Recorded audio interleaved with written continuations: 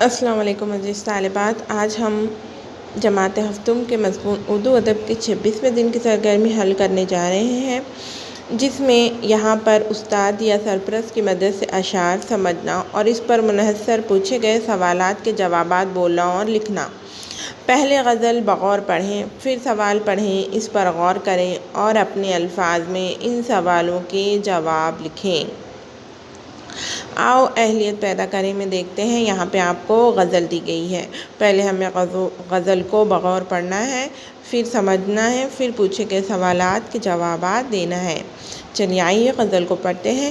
کوئی امید بر نہیں آتی، کوئی صورت نظر نہیں آتی، موت کا ایک دن معین ہے، نیند کیوں رات بھر نہیں آتی، آگے آتی تھی حال پہ ہنسی، اب کسی بات پر نہیں آتی، ہے کچھ ایسی ہی بات جو چپ ہوں ورنہ کیا بات کر نہیں آتی، ہم وہاں ہیں جہاں سے ہم کو بھی کچھ ہماری خبر نہیں آتی، مرتے ہیں آرزو میں مرنے کی، موت آتی ہے پر نہیں آتی، کعبے کس منہ سے جاؤ گے غالب، شرم تم کو مگر نہیں آتی۔ یہ غزل جو ہے وہ مرزا غالب کی لکھی ہوئی ہے۔ یہاں پر انہوں بتاتے ہیں کوئی امید بر نہیں آتی، کوئی صورت نظر نہیں آتی، یعنی کہ انہیں زندگی جینے کے لیے کوئی بھی امید ان کی زندہ ہے کیا نہیں ہے، اور آگے وہ کہہ رہے ہیں موت کا ایک دن معین ہے، یعنی کہ ہر کسی کی زندگی کی یہ حقیقت ہے کہ اسے ایک نہ ایک دن مرنا ہے، لیکن نیند کیوں رات بھر نہیں آتی، اگر مرنا ہے یہ جاننا ہے تو سکون سے نیند کیوں نہیں آتی رات بھر۔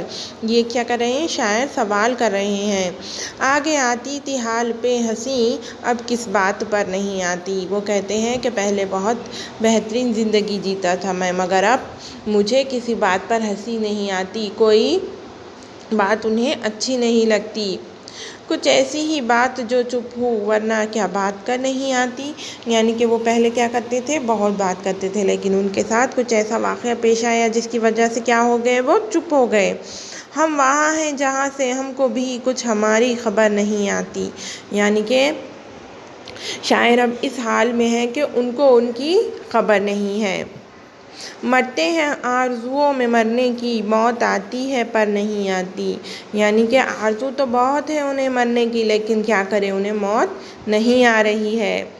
اور آگے وہ کہہ رہے ہیں کعبہ کس منہ سے جاؤ گے غالب، شرم تم کو مگر نہیں آتی، یعنی کہ کعبہ جانا یعنی کہ اللہ کے گھر کو کس منہ سے جاؤ گے، کیونکہ تم نے آخرت کے لیے کوئی بھی ساز و سامان تیار کیا ہے کیا، کوئی نیک اعمال تیار کیے ہیں کیا نہیں، تو تمہیں شرم کیوں نہیں آتی، تم اللہ کے گھر کو کس طرح سے جاؤ گے، یہ شاعر اس شعر میں بتا رہا ہے۔ چلیے آؤ مشق کریں میں دیکھتے ہیں۔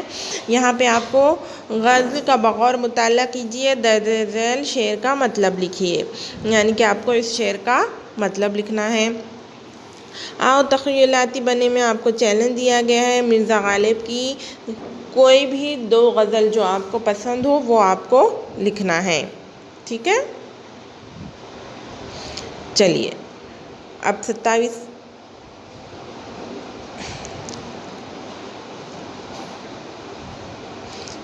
27ویں دن کی ایکٹیویٹی کرتے ہیں،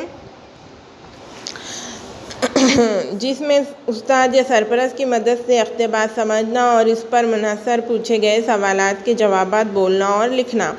پہلے اقتباس بغور پڑھیں، پھر سوال پڑھیں، اس پر غور کریں اور اپنے الفاظ میں اس کا جواب لکھیں۔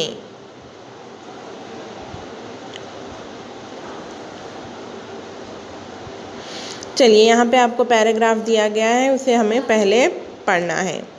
نیپولین کے خاص معالج ڈیمنگ جان لارے کو ایمبولینس کا موجد ہونے کا اعزاز حاصل ہے۔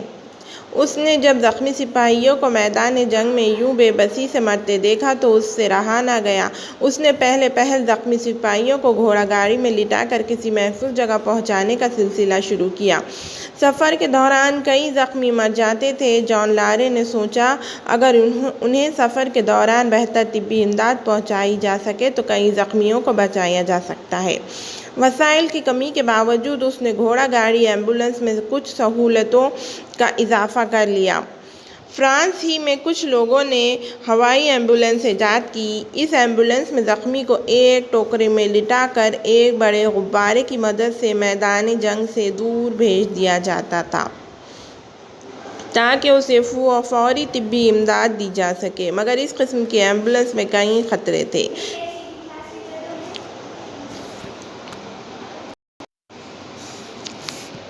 تو چلیے اب آؤ مشورے کے سوالات دیکھتے ہیں۔ ایمبولنس کا موجد کون ہے؟